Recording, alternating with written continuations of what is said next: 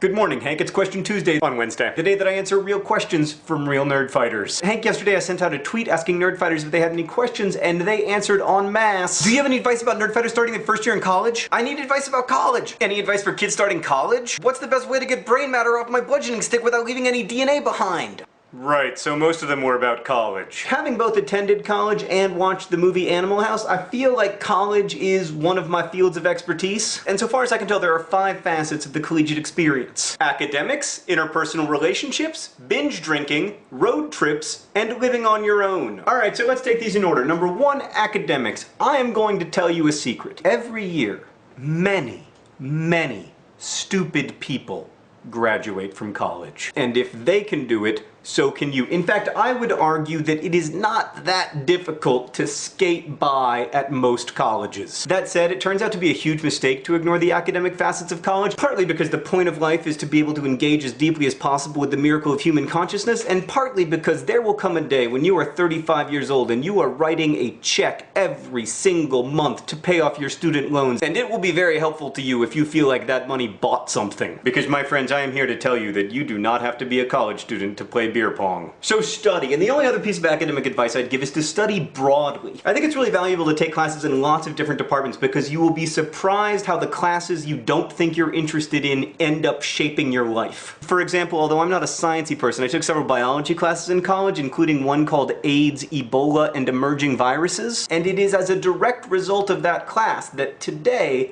I am a hypochondriac. Number 2, interpersonal relationships. So most people, when they start college, they're pretty worried about making friends. So here's some advice. First, be nice to everyone. Also, just be calm. Like, I don't know if this is true for anyone else, but when I get into social situations where I feel uncomfortable, I can be a little bit like, whoa, hello, I'm John Green. I want to be friends, I want to be friends. I can't hide it, oh my god, I want to be friends with you so bad. And that's scary for people. A couple other things. Never refer to kissing as scoring. Never refer to the ladies as the ladies. And try not to pee or throw up on anyone else or their belongings. I realize that's pretty base level advice for those of us who are potty trained, but you would be astonished how many people have difficulty following that advice during college. Which brings me to binge drinking. Sometimes it seems like there's only 2 kinds of college students these days: those who binge drink with alarming frequency and those who define themselves primarily in opposition to that binge drinking. I would submit that neither of these worldviews is particularly attractive. I mean, no one likes holier-than-thou judgmentalists, but on the other hand, no one likes to be vomited upon. That's not true, John. Well, it should be. But let me encourage all college students to embrace identities that don't involve alcohol. Like, just join some clubs or something. There are so many clubs in college. That's something else I would say. Join clubs, but not just one club. People who belong to just one club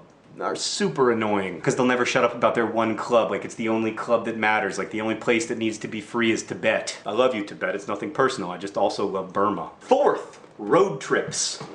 Take them. And lastly, living on your own, except not really, because you don't have to clean the toilets. I'm not going to tell you that life in college is easy or give you any of the lies about how it'll be the best years of your life, which it won't unless you have a terrible life. But the great thing about college is that it creates this weird in-between space where you're no longer a child, but you also don't have to do a lot of the annoying things about being an adult, like cleaning your own toilets. Well, you do if you don't have a dorm room. Sorry for people who don't have dorm rooms, because now I'm just taunting you. But this in-between space gives you, for the first time in your life, time to pick what you want to do. So you can read Foucault and talk about Foucault with some of the smartest people you'll ever meet, and you can also skip a biology test to drive to the Grand Canyon with the girl you met the day before. Don't let the freedom of that moment get by you. So that's my... Oh, and one other thing.